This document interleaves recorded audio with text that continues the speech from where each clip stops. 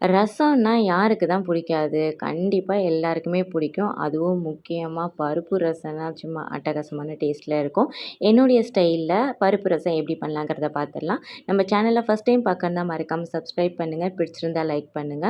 கண்டிப்பா என்னுடைய ரெசிபிய ட்ரை பண்ணி பாருங்க. வாங்க வீடியோக்குள்ள போலாம்.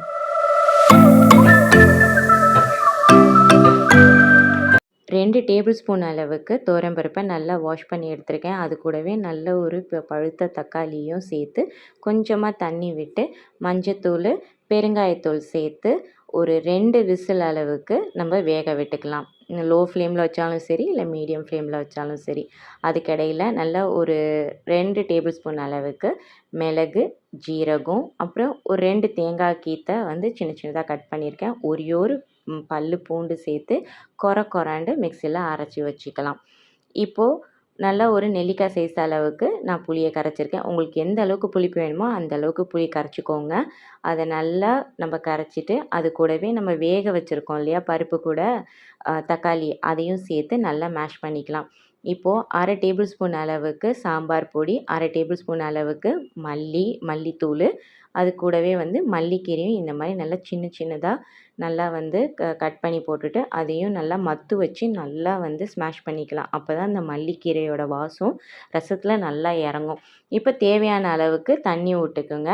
இப்போ அடுப்பில் வச்சுட்டு அது லைட்டாக இந்த மாதிரி அங்கங்கே பபுள்ஸ் வந்தோடனே நம்ம வந்து பொடி பண்ணி வச்சுருக்கோம் இல்லையா பவுடர், அது கூட ஒரு பச்சை மிளகாவையும் சேர்த்து கலந்து விட்டு தேவையான அளவு உப்பு சேர்த்து கொதிக்க விடுங்க.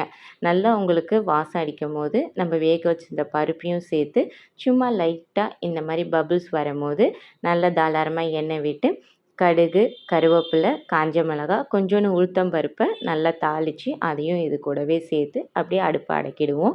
ஃபைனலாக மேங்கொண்டு லைட்டாக மல்லிக்கீரை தூவி அப்படியே ஒரு 2 கிண்டி அப்படியே மூடி வச்சு எடுத்தால் சூப்பரான உங்களுக்கு பருப்பு ரசம் ரெடி. இது கூடவே ஒரு சிக்கன் இல்லைன்னா மட்டன் இல்லைன்னா சிம்பிளாக அப்பளம் இல்லைன்னா பொரி சேர்த்து சாப்பிட்டு பாருங்கள். சும்மா வேறு லெவல் டேஸ்ட்டில் இருக்கும். கண்டிப்பாக ட்ரை பண்ணி பாருங்கள். அப்படியே க்ரௌன் பேரடைஸை சப்ஸ்கிரைப் பண்ணுங்கள். பக்கத்தில் இருக்கிற பெல் ஐக்கானை கிளிக் பண்ணுங்கள். அதை கூட ஆல்ங்கிற இதையும் கிளிக் பண்ணுங்கள். அப்போ தான் நம்ம போடுற வீடியோ உங்களுக்கு இன்ஸ்டண்ட்டாக கிடைக்கும்.